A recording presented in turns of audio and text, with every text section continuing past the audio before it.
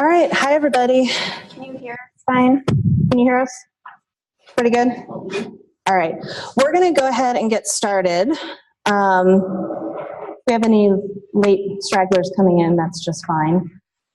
So thank you for coming to the first breakout session today. This one is gonna be about starting your own OER program. So I'm Kristina Clement, and I'm the Student Success Librarian here at the University of Wyoming, and this is Sammy Cook, and she's our Instructional Design Librarian.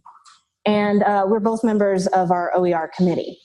So what I want to do first is ask you a couple questions. I want you to raise your hands. And that is definitely thunder. I know, I heard that. Yeah, so cross your fingers that we don't power, because we have a beautiful presentation for you.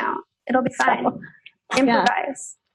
Yeah. Okay, so I want you guys to raise your hands if before today you were already familiar with Open Education. Excellent. How about Open Education resources? Okay, and have any of you used Open Education resources in your classes? Oh, a couple, good. Okay, so we're going to get started, and I think you guys are all pretty familiar with Open Education resources, but we will abbreviate it to OER most of the time. So, all right. So, adoption and the use of open educational resources are on the rise, obviously. I mean, we've all heard about it a lot in the coming years, and it's going to continue getting stronger. The cost of textbooks are becoming more and more prohibitive to students. Because of this, the need for affordable education is at an all-time high. Spark has done a lot for the open education movement, and they point out that there's a significant gap between the analog practices of our educational systems and the potential that technology presents for affordable education. One definition of open education that I like is that open education encompasses resources and tools and practices that are free of legal, financial, and technical barriers and can be fully used, shared. I got a light show. Look at that. Whoa. All right, here we go. Makes it interesting. And adapted in the digital environment, open education maximizes the power of the internet to make education more affordable, accessible, and effective. That's some rain, huh? That's hail. Hail? Great. Well, just making it interesting. All right, so Tanya touched on a little bit of this in her keynote presentation, but the survey that she referenced, the 2013 survey of about 2,000 students from 150 universities, we just want to point out a few of the things that we thought were kind of maybe not necessarily shocking, but things that need to be fixed. So 65% of students didn't buy the textbook due to cost, which is a lot. 48% of students said that textbook costs affected their class choice, and 82% of students said that they would do better in class if the textbook were free. So this graph here shows us the consumer price index, how it's changed from the late 70s to about 2015. And as you can see, is there a pointer on here? Do I have a pointer thing? Oh yeah, it's gone up 945%, which is a little bit insane. And you can see how it's comparing to some other things that have also grown astronomically, but not nearly at the rate that textbooks have grown. The article that this graph comes from, I think, states it very nicely. They say that textbook prices seem like they are clearly on an unstable trajectory. And I think that's very true. So there can be some confusion over what exactly makes an OER resource open. There are many mistakes that students or professors make that they think library resources that we have are open because students can access them for free, but actually libraries pay so much money for those resources. Once the students leave, they can't access them. So those are not open resources. To be considered an open educational resource, an item must have the 5 R's. Retain, you must have the right to make, own, and control copies of the content. Reuse, you must have the right to use the content in a wide range of ways. Revise, you must have the right to adapt, adjust, modify, or alter the content in any way you choose. Remix, you must have the right to combine the original content or revised content with other material to create something entirely new, and redistribute. You must have the right to share copies of your original content, your revisions, and your remixes. And we will also be sharing these slides with everybody. So in the future, we'll send them out to everybody, so you know. Yeah, pictures don't always come out great because I take them all the time at conferences. Yeah, we'll share these with everybody after the fact. Yeah. So all of this can be achieved by using various Creative Commons licenses. And if you are interested in knowing more about copyright, we are doing 2 copyright sessions today. One is now, and the next one is in the breakout session. And also, if you're part of the university here, we host these constantly, and we're going to start Zooming them also so people who aren't on campus can see them too. So that's going to be something that we do a lot. So in an effort to combat the rising prices of textbooks, here at UW Libraries, we have started our initiative of an alt textbook grant program. We started it a year ago, so we've done 2 grant sessions. And then to kind of encourage that more, we've created a hashtag that goes along with this conference. And also we're going to continue using it for Open Access Week in a couple weeks and all of that kind of stuff. And around the state, we want to encourage everybody in the state to be using it because it fits for all of us, not just UW. So definitely be using that on Twitter and all of that. And if you tweet for this conference, we're already using it. So. All right, so putting down roots. Our alternative textbook grant program began in the fall of 2017. We managed to secure $20,000 in funding from the library budget. The first semester, we awarded 2 grants, one for a class in physics and astronomy, and the other for a history class in Western civilization. The physics and astronomy class adopted an existing textbook and also worked to create open lab materials for the students. The Western civilization course created optional or open supplemental materials for the students. And then in spring of 2018, we saw a significant growth in the amount of proposals we got. And we were able to fund 7 proposals from 6 professors. One person submitted 2 proposals. We were able to fund both. It was amazing. And these recipients spanned the College of Agriculture and Natural Resources, the College of Arts and Sciences, the College of Engineering and Applied Science. So we saw a wide breadth of information, and it was really awesome.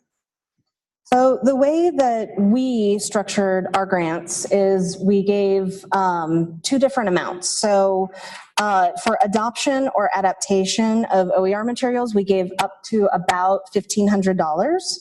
And then for creation and or publication of new OER materials, they got up to about $3,000.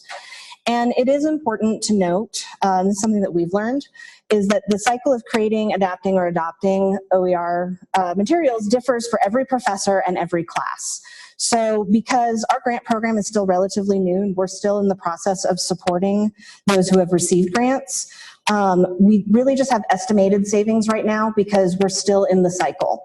So this is what we estimate these 7, 8, 9 grants total will have saved students. So from the first round, in fall 2017, $16,200 is what we estimate students are saving because of the adoption, adaptation, or creation of the OER materials. And then in spring, from our spring 2018 grants, almost $62,000 is what we are estimating to save students, which I think is just phenomenal.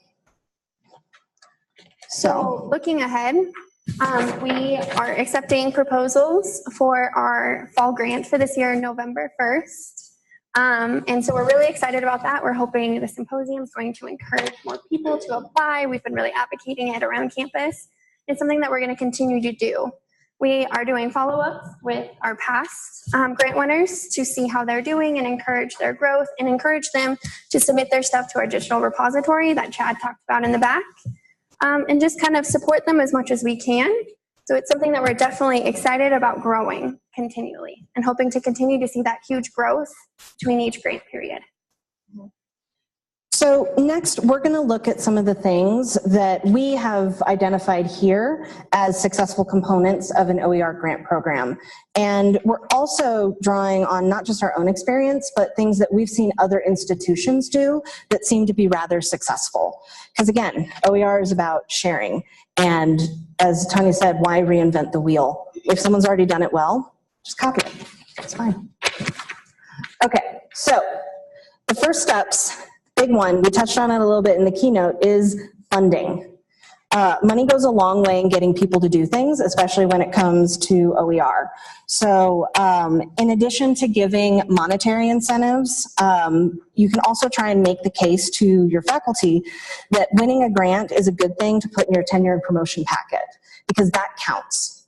And as we touched on in the keynote, this tenure and promotion thing, it's a big discussion that needs to happen, but grants usually count towards that. So that's good. As far as where to get the funding, we've found here the library is a great place to start. A lot of other programs that we've looked at, they have also started in the library, and the funding comes primarily from the library. And it makes sense. The library is a natural advocate for open education resources. Another thing that's really important to consider is your partnerships. Who needs to know about what you're doing? Who needs to be informed or looped in? You don't want to go into this blind. You don't want to step on toes. So some potential partners that we've identified and that we try to connect with are things like, well, us, the library. We're our own partners. Bookstore, faculty student senate, student government can be a great partner. Disability services, teaching and learning centers, etc. Every institution is going to have a unique set of people who will make good partners, and it's important to consider all of these and loop everybody in. So one thing that you may find that I think we're finding with open education resources is that once people on your campus start understanding what they actually are and the benefits they have and the potential they have to save students money and let students do better in school, is that people are going to be in support. And I think this thing is just going to snowball. Yes? I have a question here. Maybe you can just repeat. What is the interest for the bookstore in this case? Because you would think that it's kind of you would think so. Bookstores actually tend to make the majority of their money from the gear that they sell, not the books. A large majority of their profit comes from the stuff rather than textbooks. And it's important to loop them in because, they do get revenue from textbooks, and if you just don't talk to them at all or cut them out, they're going to be a little upset. And so it's better to work with them and help them understand the purpose of OER and how OER can help the students, and they can focus on the profit centers that are bigger for them rather than the textbooks. So looping them in, it's kind of a kind thing to do, and it's a little political as well. And some of the bigger universities like SUNY who are doing this have created deep partnerships where the bookstore is also bringing in funding to fund grants and stuff like that. So I think that's the importance of it, is working together as a campus in so many elements, bringing everybody you can think of on campus to kind of create this initiative and make it better for students. Because that's our whole goal here at a university, is the students. And that's what we're doing with open education. So you want to include everybody possible and make it so you're all working together to help the students. Yeah. The bookstore can also become a partner in printing. Yeah. We're not going to talk about it much in this session, but if you come to our next one, we're going to talk about some resources where they've partnered with printing services. So students can get the electronic resource for free, but then print for a minimal cost. And you can work with your on-campus partners so that they don't have to wait for a shipment. They can get it print on demand. And bookstores can be a partner in that. It kind of depends on the institution and the capabilities, but we've seen it done some places. And that's important for here in Wyoming because, not everybody has great internet. I live up in Vidavoo, and I don't have internet there. I have to get a Verizon hotspot. So that's something that we always want to consider with these textbooks is you can't always access the materials online from home. So you want to be able to still provide them print access to these books. You can do that way. Did you have a question? I was just going to comment what you just said. Our bookstore helps with the they will actually a lot of students still want to keep them. Exactly. So they will print them and bind them and charge them nominal fee like $30-$40. Yeah. Instead of a $200 textbook. Amazon partners with some of the bigger Open Stacks and stuff like that, and they charge $40 to print and bind a textbook for students, which when you think of an engineering textbook, that's going to be $400. $40, $400. That's a great deal, yeah. But if you're on financial aid, it's a lot easier if I can just buy the book at the bookstore. Exactly.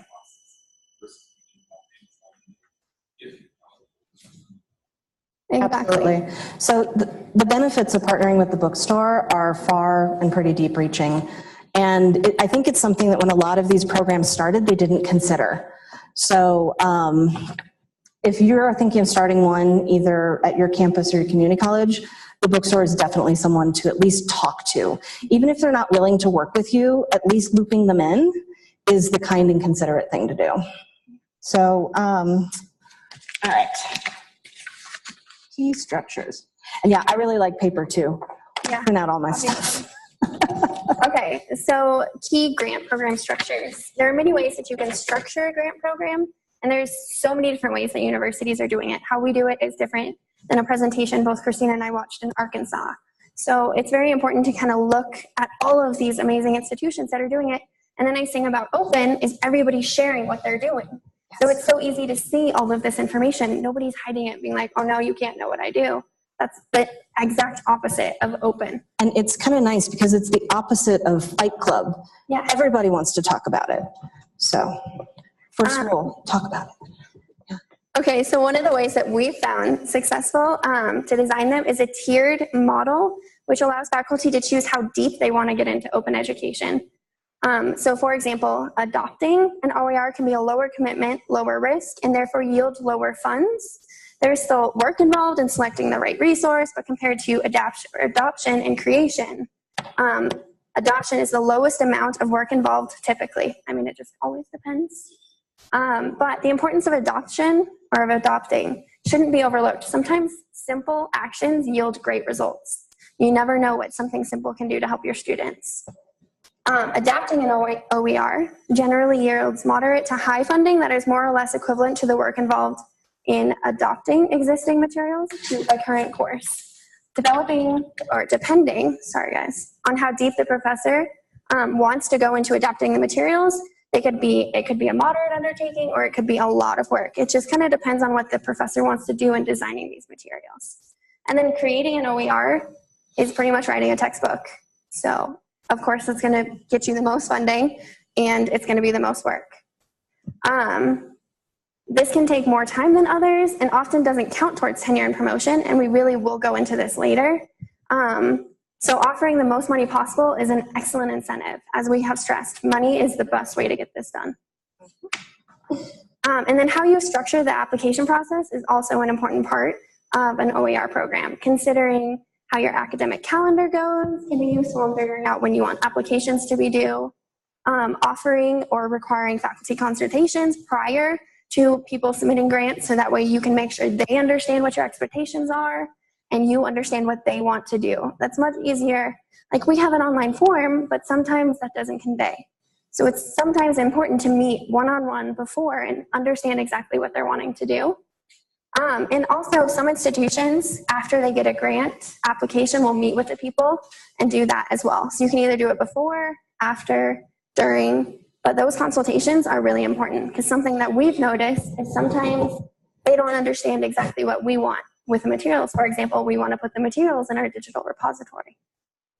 So you want to make sure they understand what you expect and you understand what they want too. It's an equal process. Okay, so once you award grants, the next thing that you really need to consider is what kind of timeline you're going to have your recipients work on. How much time should you allow for them to adopt or adapt or create? Are you going to try and do the same timeline for everybody, or are you going to try and give everybody a custom timeline? There's a lot of decisions that have to be made. So, and then you also have to think, how are you actually going to fund it?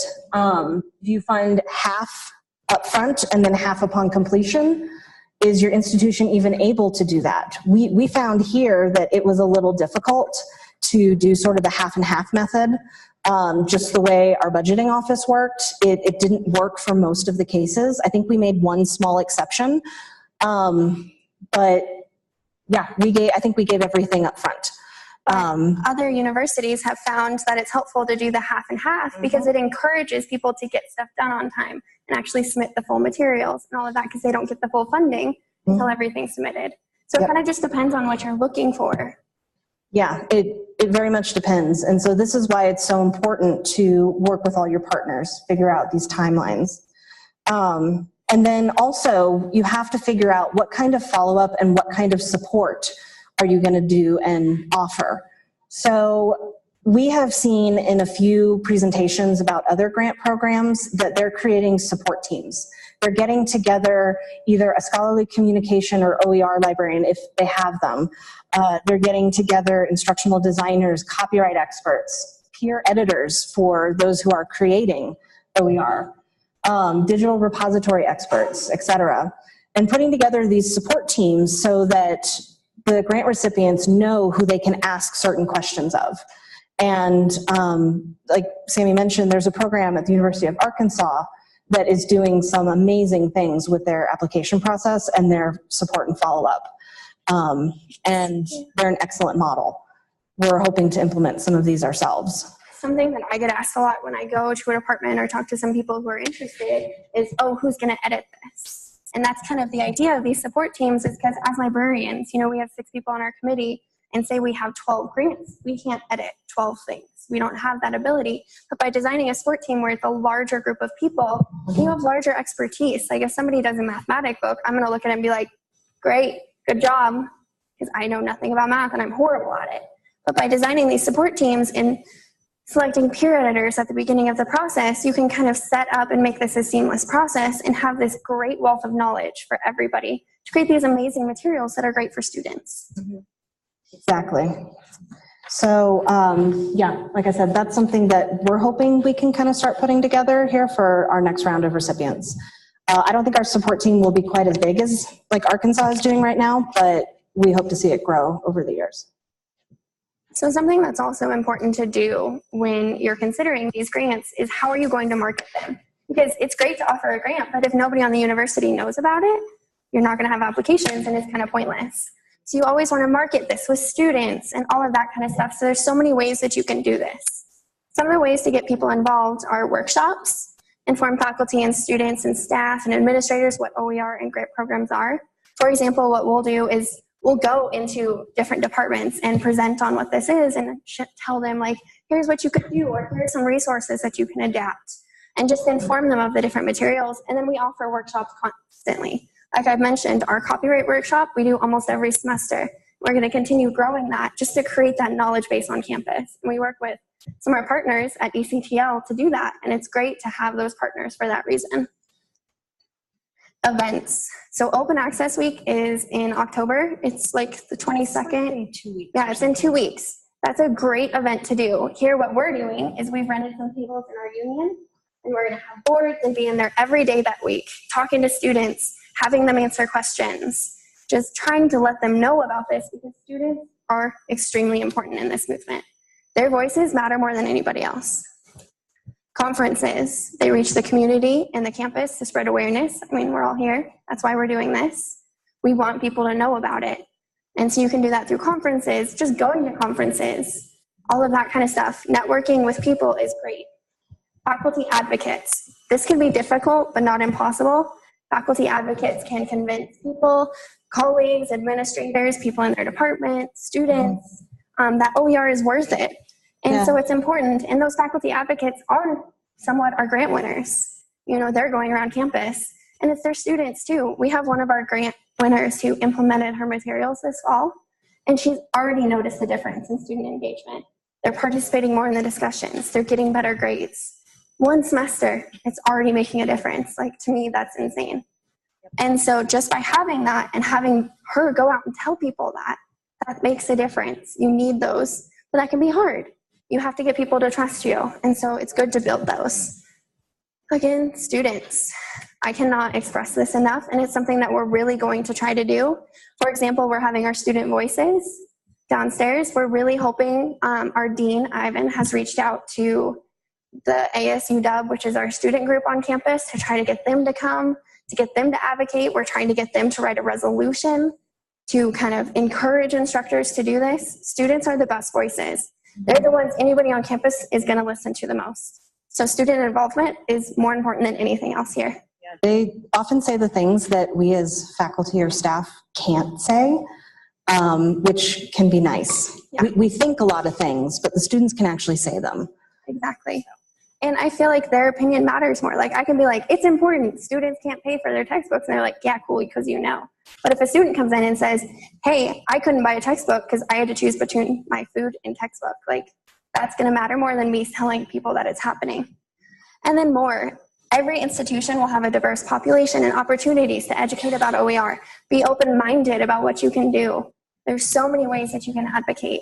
I go and do library instruction and I mention it to the students. You know, whenever I do a consultation, I mention it. Just always bring it up. I have a poster in my office, so whenever anybody comes in, they see it. And they can class, they're like, wait, what's that? And it's an opportunity to talk to them. Just be open to tell people. I talk about it all the time, so. And then we do want to point out the one particular barrier that keeps coming up in the discussion about OER, not just here, but nationwide, and that is the tenure and promotion discussion. A lot of places, and I think actually British Columbia is perhaps the only one so far that is crediting creation, adaptation, or adoption of OER towards tenure requirements. Someone in the States needs to do it because as soon as someone does, everyone else is going to get on board.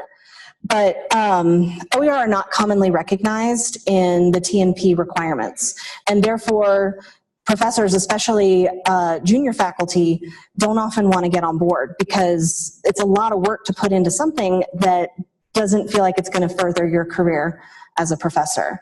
For example, I was talking to a new statistics professor a few weeks ago and told him about the grant program because he was complaining he didn't like his textbook and his students didn't like it either.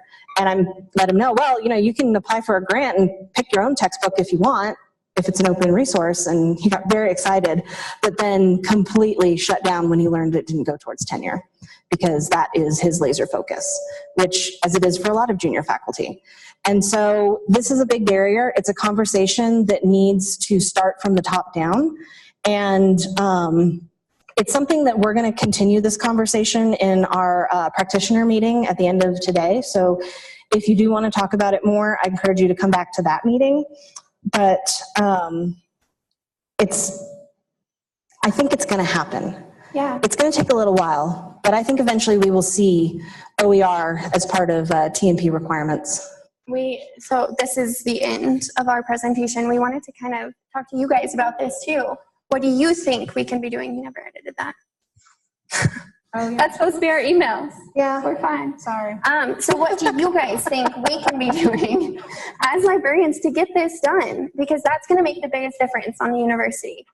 Yeah. So we want to hear from you guys. So now it's the time to have a conversation. We still have It's about 15 minutes. Yeah. So any questions that you have or conversation that you want to have, let's talk. You mentioned that there were 2 courses that were chosen to be given grants. How did you choose those 2 courses? And where is the OER for those right now? Sarah, do you have an? I will preface, Sammy and I are new here. We started this summer. So that first round of granting, we were not involved with. But I think it was based on the applications that came in and the feasibility of what they were proposing. Yeah. I think the physics and astronomy course adopted something, so they found something that they wanted to use instead of the standard text. And then the humanities professor made some materials herself.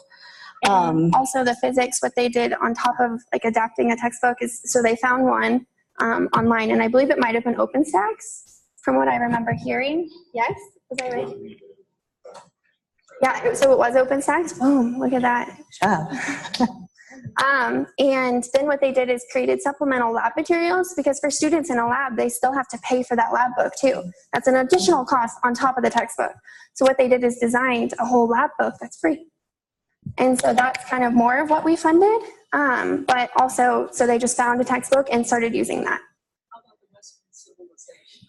I don't know specifically what supplemental materials they used, but they just created something. One of what our, I don't know if this is it, but one of our history department members, they took pictures to add into their modules and found pictures of art that they were allowed to use that were open and all of that kind of stuff. And that's the supplemental materials that they use. Like she was over in Europe, took pictures of buildings and that kind of stuff to supplement her materials. So when she's talking about a building, she can be like, and here's the building, and kind of build that into her discussion instead of finding some random. So that's something that she did. Yeah. And is that on the University of Wyoming repository or where? It's not yet. It will be. Ah, So they have a year to get all of this done. And so we're still coming up on that and kind of getting all of it finalized and all of that kind of stuff because we've only been doing this for a year. Still very new. But what we're in the process of doing right now is meeting with these 9 recipients to check in with the ones from spring and see where they are, and then the 2 from the previous fall, if they're ready to get their materials into the repository. And we did just switch to a different repository system, so there's a little bit of lag time there as well. But eventually all the materials from any grant recipient will go into the repository. That's one of our major requirements, is that that's where it will live. And this in the has end. kind of been a hard conversation, and that's what I was meaning, is like, for example, with the history instructor, we're having trouble figuring out how we're going to get all the pictures and all of that kind of stuff that she took and get them to format and fit onto our repository. So that's why it's important to have those conversations at the beginning, so that way she understood our expectations better too. You know, you need to have that back and forth conversation. Yeah. And every year that we do this, we're going to get better at it, just like anyone is. That first year, you know, I think they went into it not really knowing what they were doing, because the one thing that I've learned going to OER conferences is everyone's kind of in the same boat and on the same timeline. There aren't that many who have been doing this for a very long time. This is a pretty new movement, and, you know, we're all kind of getting there together. Yeah, and our next session that we're doing is OER resources for professors, and we're going to talk about all of the different repositories that you can find stuff on. If you can't come to that, we are recording it, and we're going to post all of those. We'll send it out when they're ready. So we're recording the panels that we're doing and the 2 sessions that Kristina and I are doing. So those are going to be available after, and I would highly suggest coming to those. We've also created like handouts for everybody, so it's kind of, it's going to be an information dump for sure, but it will kind of show you what you can use. Yeah. Is the repository currently open to anyone? Our repository? Yes. And so what it You can currently search it. houses is like our student theses, any articles that professors are publishing and that kind of stuff. So it's all content that are kind of coming from the university, but we do want to partner with community colleges for it. Other questions? Or comments, yeah. Can you talk more a little bit about the process of adoption versus adapting versus developing or creating those things? Because like specific strategies that maybe you can recommend people to use. So adoption is when you take a textbook that's already created and don't do anything to it and just start using it in your classroom. So if you find something on OpenStax and you're like, hey, this is exactly what I want, and you put it into your class. So that's why it's kind of the least amount of work and you get the least amount of funding for it, because you're not really creating new material. Adapting is when you find that. Can I ask about adoption? But then the problem with adoption could be copyright issues, right? No. Not with open. If it's an open education resource, then it is licensed for reuse. Yeah, that's those 5 R's. And you can use it. Mm-hmm. So that's why it's so important when faculty are searching for textbooks that they can use that are open and free, that they use the resources that we're going to talk about in our next session, because all of the resources in the stuff that we're talking about, they are licensed, the Creative Commons license that allows you to reuse them as much as you want. And part of it is when you do create these, you have to license them with that, because the whole idea of that, this kind of thing, is something that you create somebody in Canada could use into their classroom. So it's not making a profit on it. It's you're putting your name on it and being able to say, like, yeah, I published this, but somebody could take a chapter of a textbook you create, put it in a textbook they're creating. They have to still cite you and say it's from you, but that they can do that and continue to use it. So it's kind of this really awesome thing of taking and building on each other and growing. I mean, we all have specializations, and it's kind of the ultimate form of sharing, which is pretty awesome. Now, with adaptation, that's where copyright can come into play. Like if you're wanting to adapt a math textbook for your specific class, like say it's 70% what you need, but that other 30%, you want to customize it to your class. That's when you would want to work with a librarian or a copyright expert to make sure that what you're creating is going to fall under those open licenses. because that's the whole point of open education stuff. Like if you adapt something, you need to put the same license on it so that someone else could adapt it later. It's this giant chain of sharing. Yeah, and then creating something entirely new, but it is again under that open license, so somebody can create and use what you're doing in their classroom for their students. Yeah. Now I will preface, we are not the copyright experts here. No. Hard no. Those are the guys doing the copyright workshops. They're the ones to ask some of those big copyright questions to. If you can't get to those sessions, you can ask us, we can relay it, but yeah. Yeah, Susan. Is there a peer review process with this OER? So she asked if there's a peer review process. So currently we don't have a peer review process. And that's something that we're wanting to build and develop because that needs to happen. And whether that's us or kind of building that, have somebody in your department, because if it's physics, again, I'm going to look at it and be like, great, you read cool. a physics book. Okay. I know nothing about that. And so you want to make sure that the people who are peer reviewing actually understand the content too. Because I can look at it and be like, yeah, you know, you've cited the right things, this is open and that kind of stuff. But I can't tell you if the content's good. Like, yeah, some programs like that really awesome one at the University of Arkansas, I believe that they require their applicants to provide the names of people who have already agreed to peer review anything that they create. And that can be actually a really easy way around it. Sort of. I mean, it may be difficult for the faculty to get people to agree to peer review it, but some of the resources that, that we have listed for the next breakout session have a peer review element. And they can help you find peer reviewers, or for a nominal fee, they can get someone to peer review it for you. So peer review options are out there, and they're absolutely necessary if you're creating anything. We don't have that structure yet. that is something that we're going to try to build into this grant process. Questions? Comments? Cool. Well, it looks like we have about 7 minutes left. So we'll be here for our next session. Again, they're going to be recorded. Let us know. We'll be here. So if you guys have questions and want to come talk to us, just come talk. We're here. And we will be facilitating the practitioners meeting at 3:45. And that's really for any faculty, librarians. The administrators have their own one, so if you want to go to that, but you can come to ours too. And we're going to try and generate a lot of discussion. The administrators is actually invitation only. That's right. So come to this one. It's going to be really fun. We're going to do activities. Yeah. We're going to give you Post-its. All right. Well, thank you guys. Yeah, thank you very much. And yeah, we're in this room all day, so if you have questions, you want to come ask us, you sure can. You can email us. Our emails are on our website, not on the slides. We'll fix Yeah. them before we post them, but It's been a long week. we're happy to help. If you guys have any questions about this, please reach out to us. Yep.